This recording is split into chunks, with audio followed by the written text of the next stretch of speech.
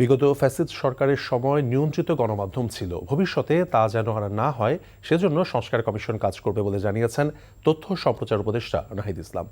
সচিবালয়ে ইলেকট্রনিক মিডিয়ার চেয়ারম্যান, ব্যবস্থাপনা পরিচালক সহ ঊর্ধ্বতন কর্মকর্তাদের সঙ্গে বৈঠক শেষে তিনি কথা বলেন।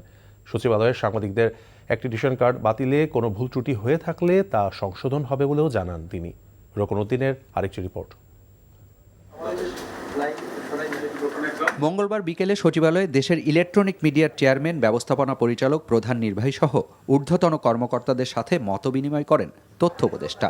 দায়িত্ব নেবার পর প্রথমবারের মতো এই বৈঠক চলে প্রায় 1.5 ঘন্টা। বিগত ফ্যাসিস্ট আমলে যে ধরনের নিয়ন্ত্রিত একটা গণমাধ্যম ব্যবস্থা ছিল এবং নানা সংস্থা থেকে নানাভাবে তাদেরকে ফোন দেওয়া হতো, হেনস্থা করা হতো, আমরা এই অন্তর্বর্তীকালীন সরকারে সেই জিনিসগুলা হবে না সেটা প্রথমেই আমরা প্রতিশ্রুতি দিয়েছিলাম এবং এই অন্তর্বর্তীকালীন সরকারের পরেও যে কোনো সরকার আসলে যাতে আমরা এই গণমাধ্যমের স্বাধীনতা বা এই ধরনের একটা পরিস্থিতি আমরা যাতে নিশ্চিত করতে পারি, কেউ যাতে বাধা প্রদান করতে না পারে সরকারের জায়গা থেকে, তো সেটার জন্য গণমাধ্যম সংস্কার কমিশন কাজ করবে।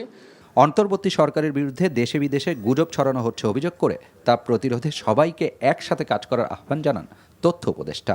এই জুলাই আন্দোলনকে জনস্মৃতিতে আরও ধারণ করতে পারি, শহীদ এবং আহতদের আত্মত্যাগকে মনে করিয়ে দিতে পারি, সেক্ষেত্রে মিডিয়া একটি গুরুত্বপূর্ণ ভূমিকা পালন করবে।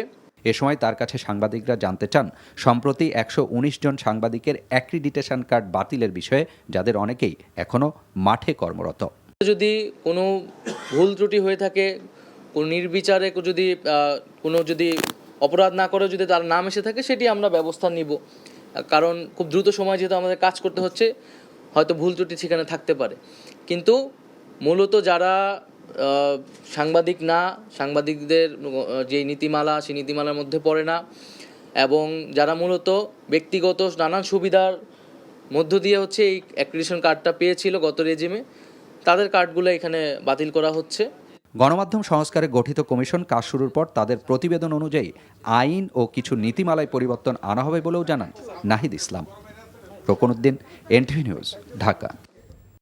টাকা চুরির জন্য যদি আমার গলায় জুতার মালা পরাইতে হয়, তাহলে আমার শালীর সাথে প্রতারণা করার জন্য তোর ফাঁসি হবে। দুলা ভাই, আপনার তো ঘর জামাই বইলা একটা পরিচয় আছে, আমার তো তাও নাই।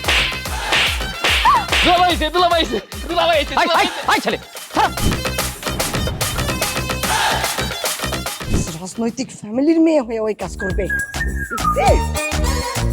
যারে পাবো আরে পিটাবো, রক্তের নেশায় ধরছে, রক্তের নেশায়, কাঁচা রক্তের নেশায় ধরছে।